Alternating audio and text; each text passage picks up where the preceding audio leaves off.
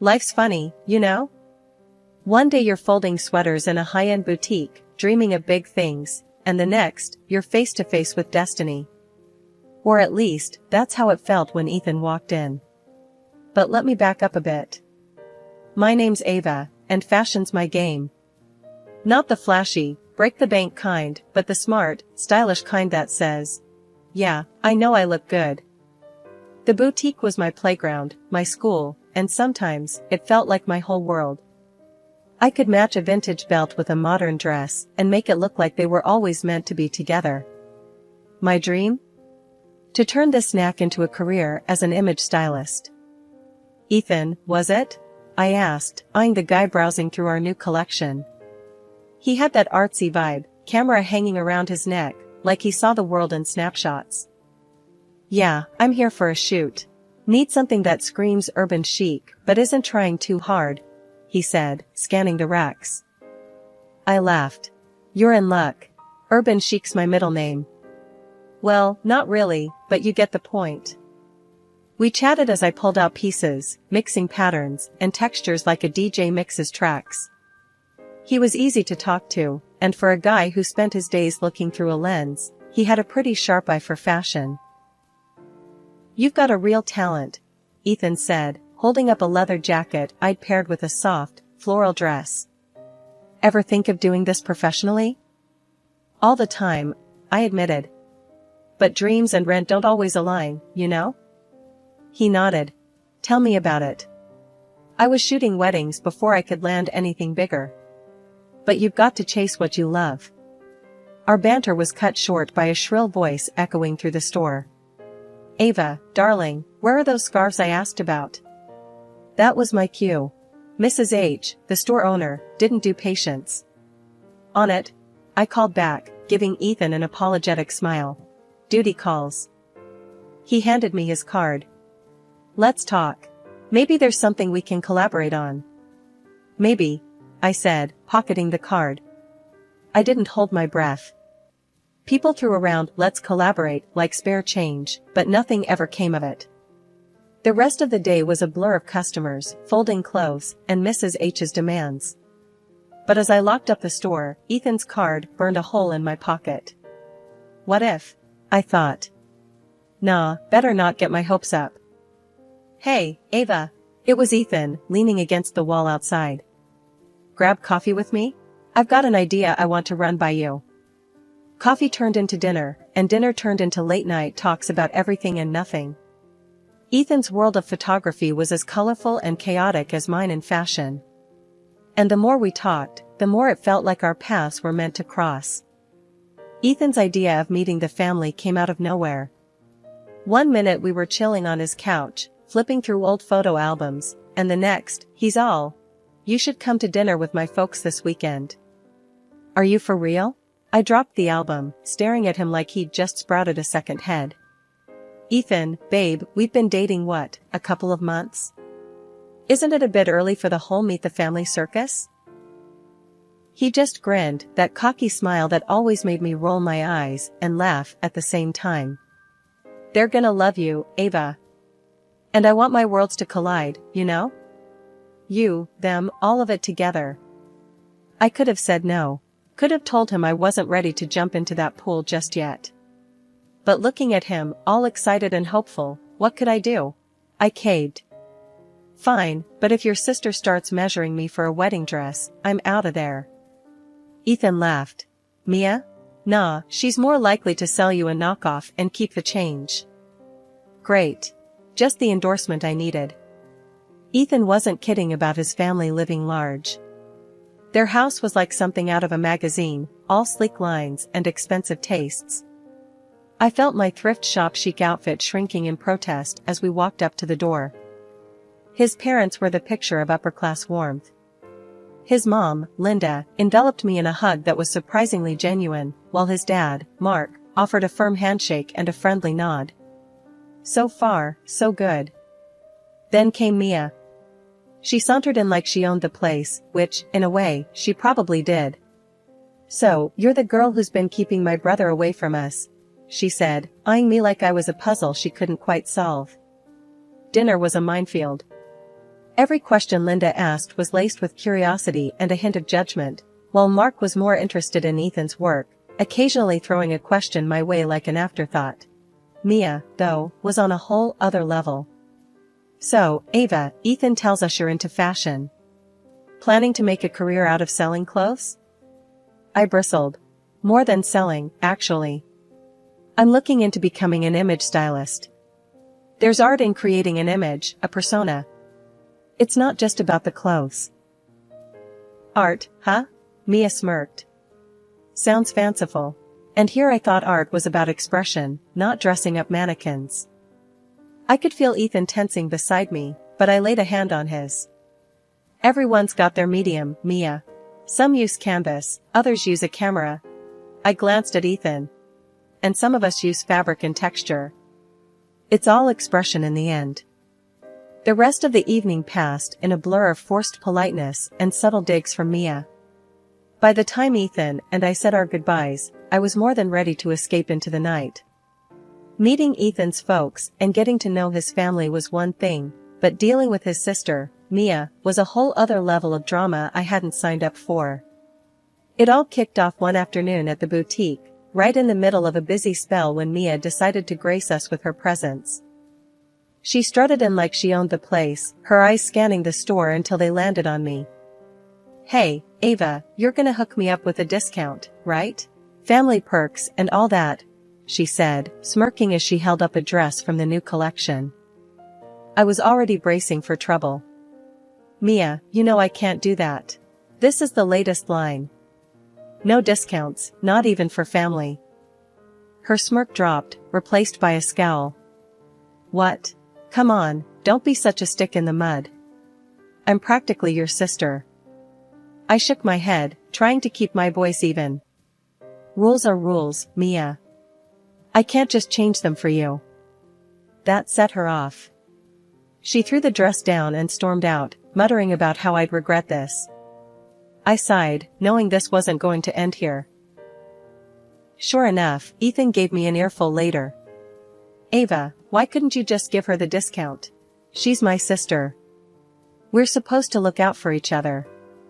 I was fuming, but tried to keep cool. "Ethan, I'm not about to lose my job over a discount. She was asking for something I can't do. It's not about not wanting to help, it's about not being able to." He didn't get it, or maybe he didn't want to. Either way, things were tense for a while. Meanwhile, family dinners became a minefield. Mia never missed a chance to gloat about her new rich boyfriend and their upcoming wedding, laying it on thick about how amazing everything was going to be. Ethan ate it up, always encouraging her, while I just sat there, forcing a smile, feeling like I was outside looking in. "Don't miss this chance, Mia," Ethan would say, and all I could do was nod along, wondering when this charade would end. It was clear Mia enjoyed making me squirm, reveling in any chance to show me up in front of Ethan and his parents. And Ethan? Well, he was caught in the middle, always trying to smooth things over, but never quite seeing the whole picture. Despite the ups and downs, especially with Mia stirring the pot every chance she got, Ethan and I found our little slice of happiness. It was one of those lazy Sundays, the kind where the world seems to pause just for you, when Ethan decided to flip our world upside down, in the best way possible. We were sprawled on the couch, a marathon of some show we weren't really watching playing in the background. I was mid-yawn when Ethan muted the TV and turned to me with this look. You know, the kind that says something big is coming, but you're not quite sure if you're ready for it. "Ava, we need to talk," he said, suddenly serious. I sat up straight, heart racing. "What's up? Everything okay?" He took a deep breath, running his hands through his hair. "Yeah, no, everything's fine. Better than fine, actually. I've been thinking." Here it comes, I thought. He's had enough. Mia finally got to him. "I don't want to wait any longer, Ava. I want us to start planning our future. Together." I blinked, processing. "What do you mean?" He got off the couch, knelt down on one knee, and suddenly, it clicked. "Ava, will you marry me?"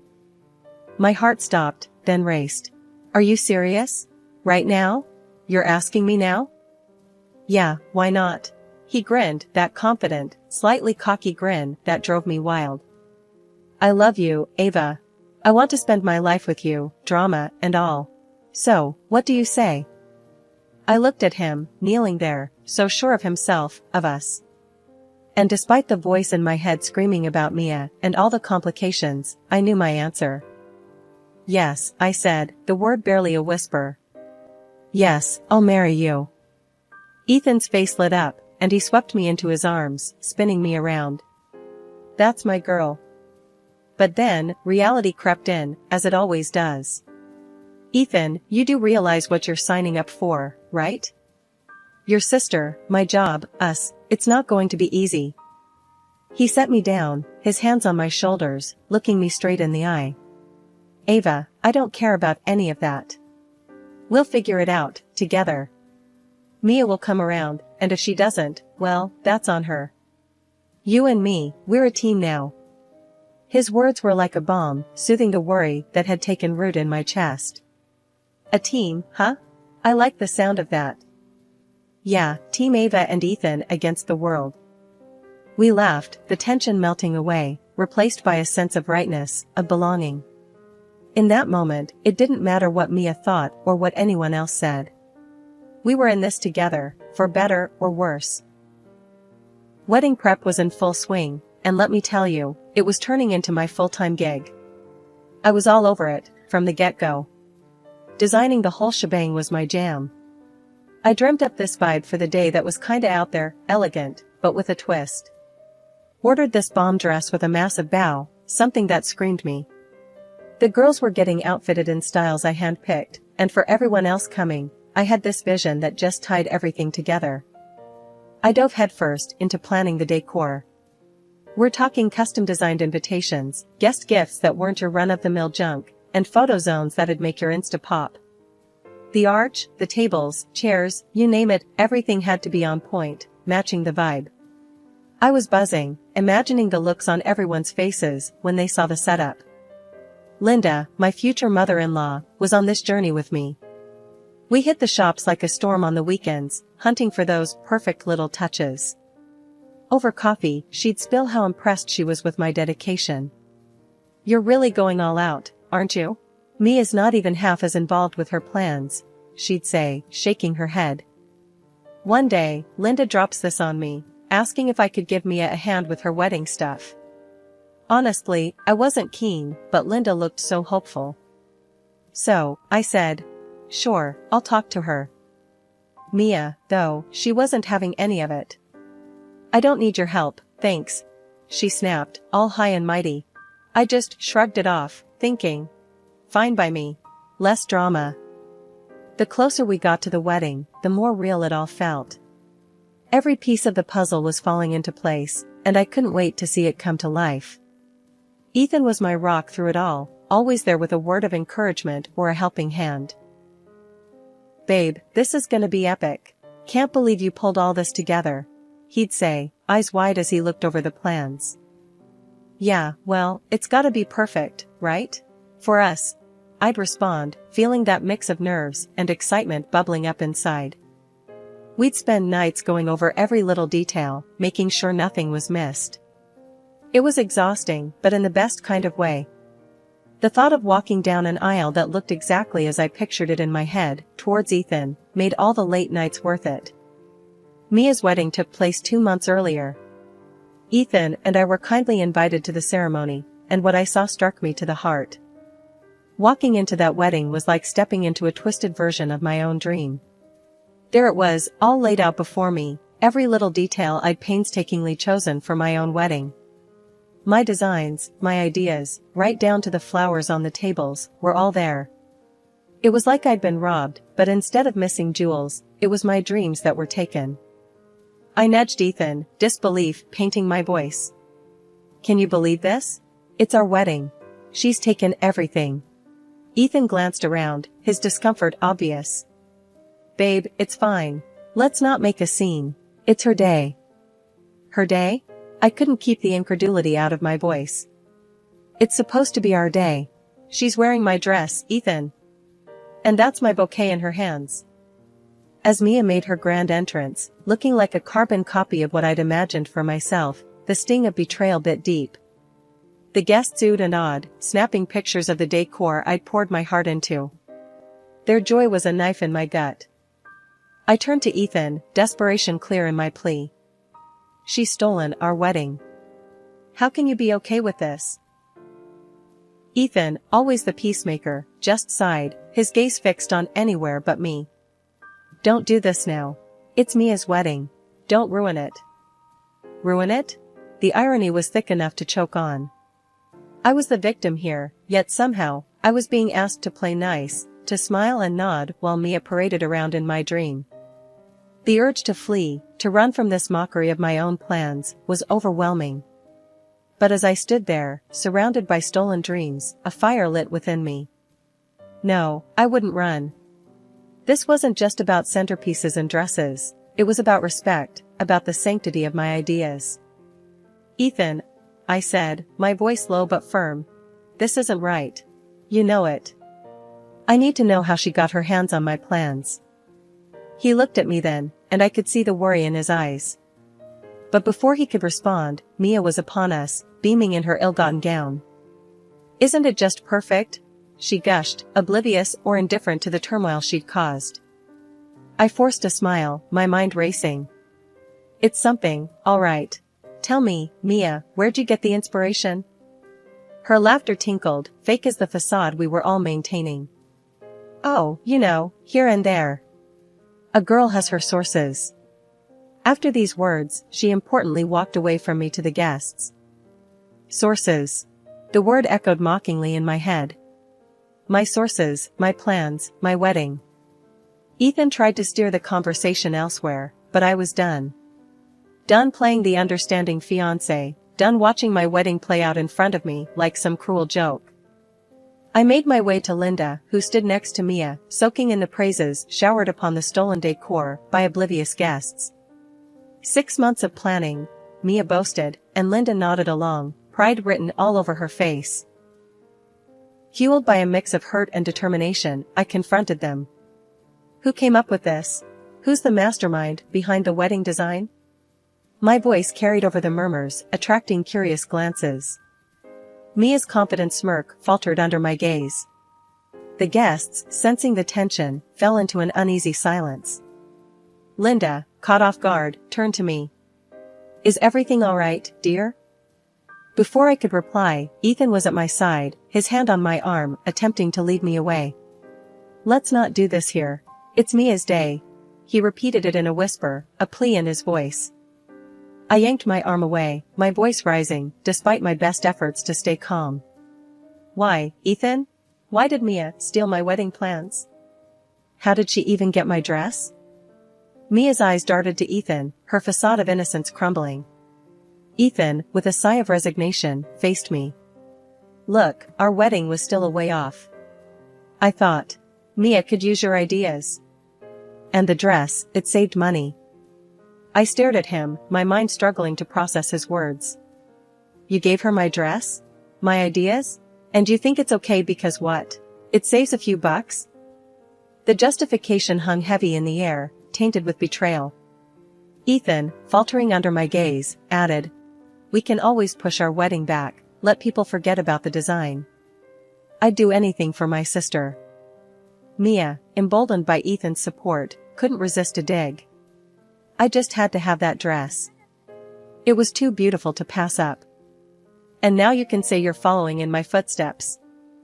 That was the last straw. My vision blurred with tears of frustration and heartache. I faced Ethan, the guests, the entire room. I can't do this. I won't marry someone who puts his sister's whims over our plans, our future. Ethan reached for me, but I stepped back, my decision clear. No, Ethan. This isn't about a dress or decorations. It's about respect, trust. And it's clear I can't trust you to stand by me. Linda, my almost mother-in-law, surprisingly took my side in the chaos. Ava's right, she said, her voice cutting through the tension like a knife. This isn't how we raised our kids. To steal and lie. The folks on Mia's would-be husband's side looked like they'd swallowed sour grapes. starting a life on a lie? That's no foundation for a marriage, they muttered, disappointment etched deep in their faces. Then, the would-be groom, a guy I barely knew beyond polite hellos, took the stage, literally. Grabbing the mic, he declared, "There won't be a wedding today. I can't marry someone who's okay with such deceit." His eyes met mine for a moment, and though they were filled with apology, I couldn't find it in me to feel sorry for Mia. Mia's reaction was something out of a bad soap opera. Tears, screams, and then, as if to punctuate her outrage, she threw her bouquet to the ground and started stomping on it. A part of me wanted to laugh at the absurdity of it all, but the sadness in Linda's eyes stopped me. Ethan, my now ex-fiancé, seemed more concerned about his sister's theatrics than the mess he'd helped create. "Look what you've done, Ava. You're ruining everything," he accused, his words aimed at me like darts.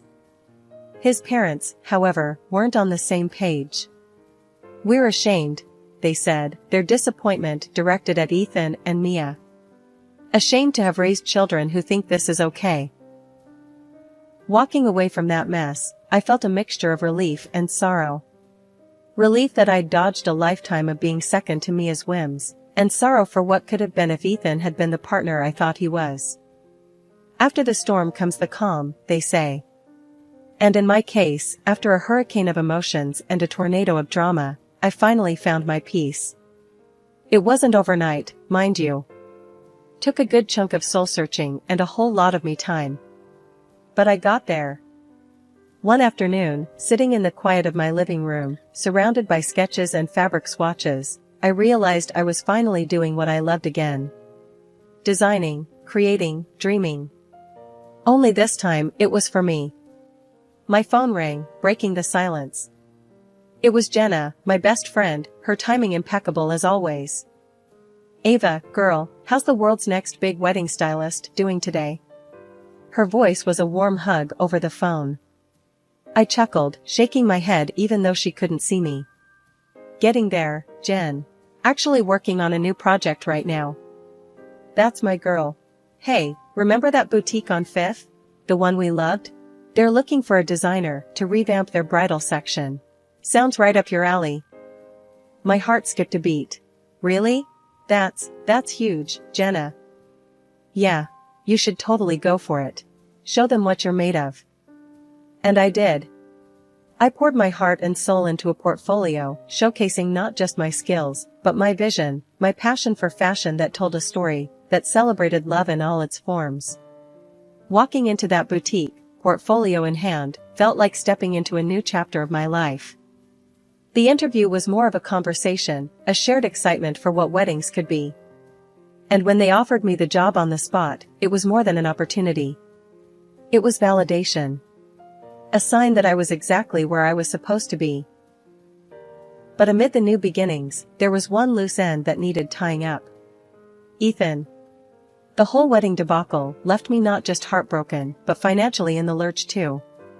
So, I decided it was time to square things away, for my peace of mind. I met Ethan at a quiet coffee shop, a neutral ground for what was sure to be an uncomfortable conversation. "Ava, he started, but I held up a hand, cutting him off. "Ethan, save it. I'm not here to rehash what happened. I'm here about the wedding, the one that didn't happen because of, well, you know why." He nodded, looking down at his coffee. "Yeah, I know. I want compensation, Ethan. For the moral damage and for the costs of the wedding that didn't happen because of your actions. It's only fair," I said, my voice steady, stronger than I felt.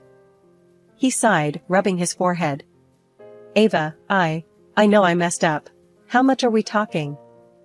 I slid a piece of paper across the table with the numbers written down. "It's not just about the money, Ethan. It's about acknowledging the impact of what you did." He looked at the figure, winced, but then nodded. "Okay. I'll make it right, Ava. I owe you that much." "And Ethan," I added, meeting his gaze squarely, "this is the last time we do this dance. From here on out, we go our separate ways. For good." Walking out of that coffee shop, I felt lighter. It wasn't just about the money, it was about standing up for myself, about drawing a line and demanding respect. It was the final step in a journey that took me from being the victim of my circumstances to the architect of my future.